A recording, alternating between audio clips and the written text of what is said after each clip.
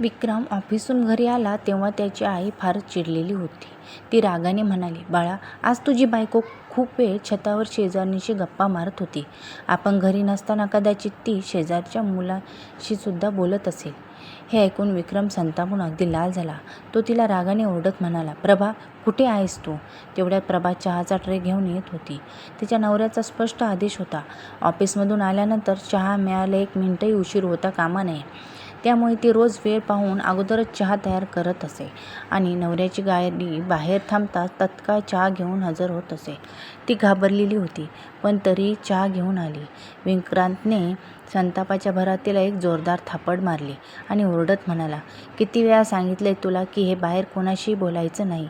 प्रभा थरथरत कुजबुजत्या आवाजात म्हणाली, माझी काहीच चूक नाही.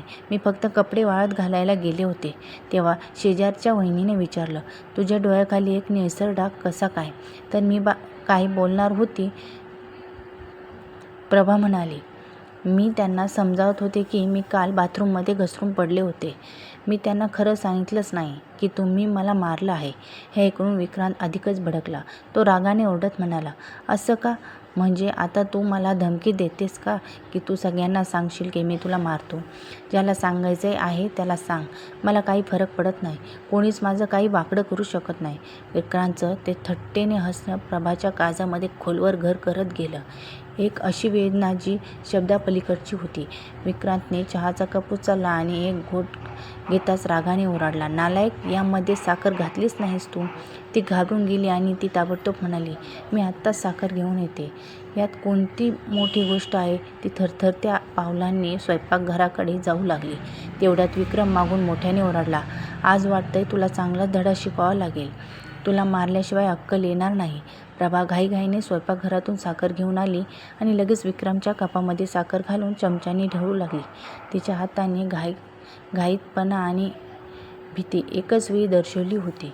तेव्हा चहा सांडून खाली पडला. विक्रम रागाने गुरगुरत म्हणाला, नालायक, हे काय केलंस तू? एक कामही नीट होऊ शकत नाही तुझ्याकडून. प्रभा घाबरून पुन्हा स्वयंपाकघरात गेली आणि घाईघाईने फ्रीजमधून भाज्या काढल्या आणि सर्व भाज्या काढून चिरायला घेतली. तिला तर नवऱ्याच्या समोर उभं राहायलाही भीती वाटत होती. तो म्हणायला लागला, आता काय? मी ओरडायची भीती म्हणून काम टाळायची नाटकं सुरू झाली.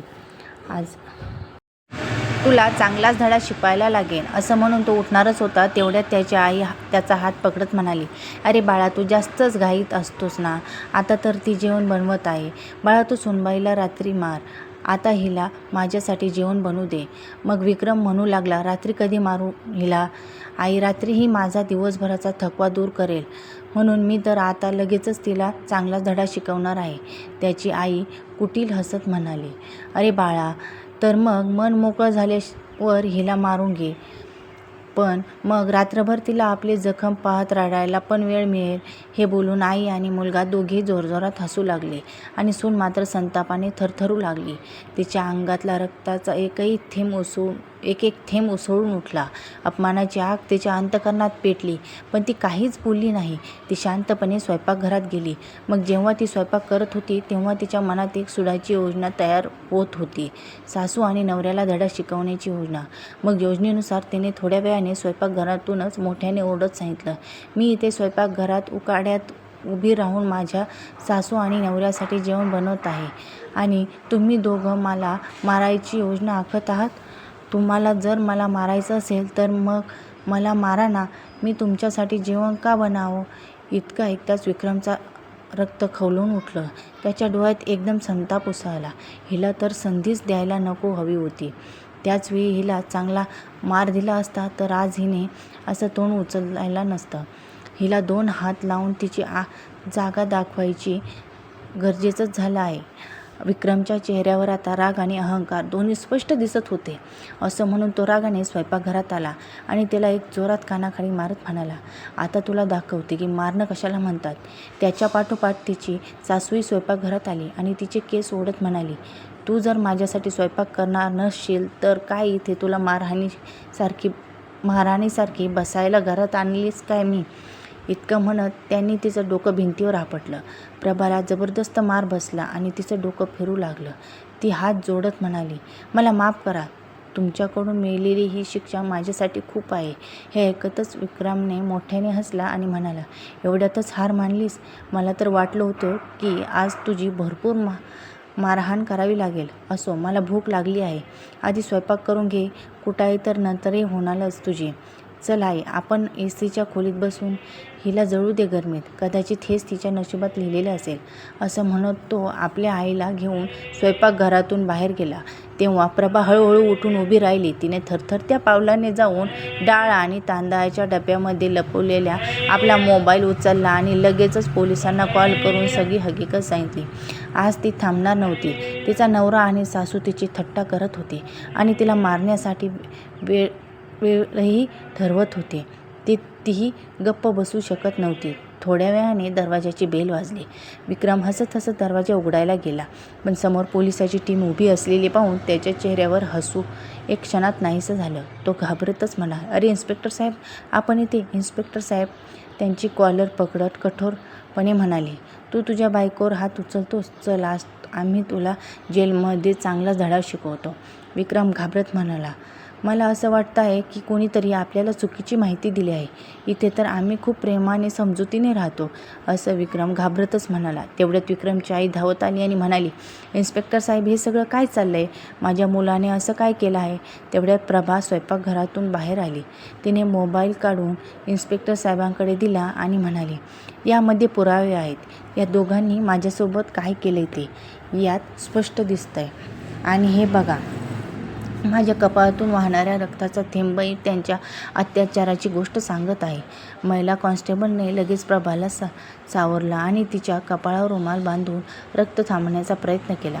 व्हिडिओ पाहिल्यानंतर इन्स्पेक्टर साहेबांच्या डोळ्यात रागाने लालसरपणा उमटला. स्वयंपाकघरात जी काही मारहाण झाली होती ती सगळी दृश्य कॅमेऱ्यात रेकॉर्ड झाली होती. आता व्हिडिओ पाहिल्यानंतर विक्रम आणि त्याच्या आईच्या चेहऱ्यावर रंगच उडाले होते. ते दोघेही प्रचंड घाबरले होते. विक्रम हात जोडत इन्स्पेक्टर साहेबांपुढे म्हणाला, सर, मला सोडून द्या. त्या बदल्यात तुम्हाला जे हवं आहे ते मी देईन. इन्स्पेक्टर सूरज हलकंसं हसत म्हणाले, अच्छा, तर मग ठीक आहे.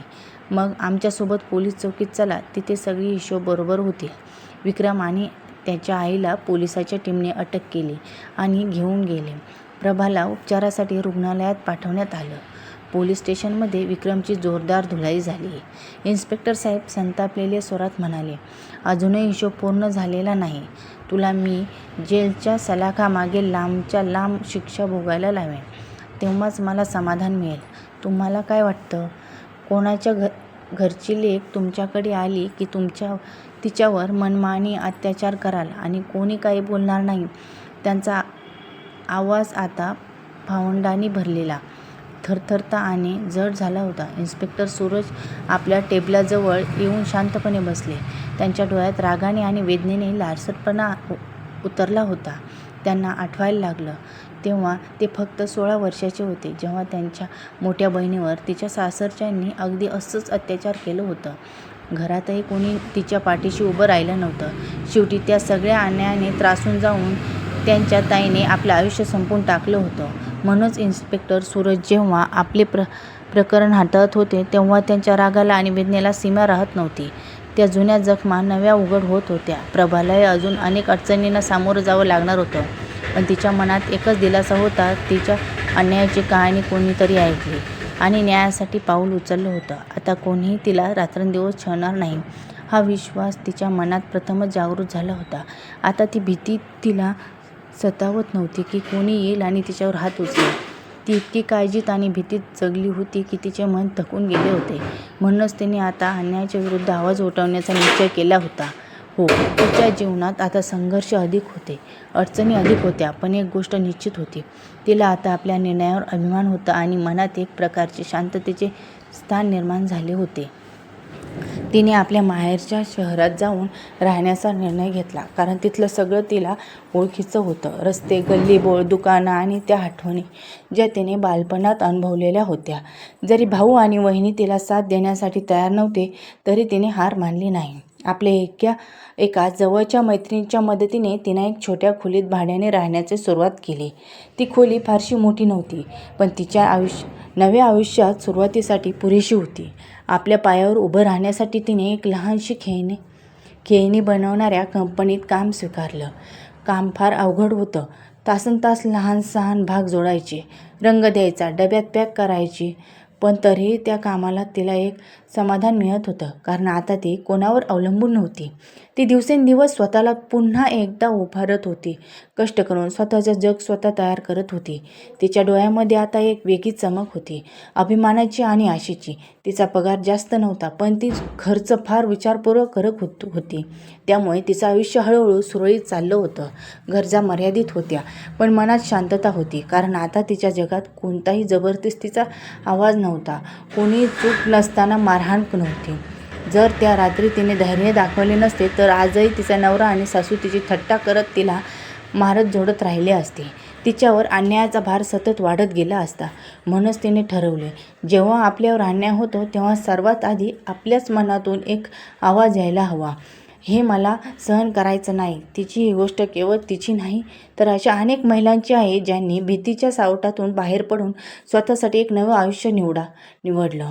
तर मित्रांनो, तुम्हाला ही गोष्ट कशी वाटली हे नक्की कमेंट्स करून सांगायला विसरू नका. तुमच्या प्रतिक्रिया आम्हाला आणखी प्रेरणा देतात आणि अजून अशा नवनवीन गोष्टीसाठी आमच्या चॅनलला सबस्क्राईब करा नक्की. धन्यवाद.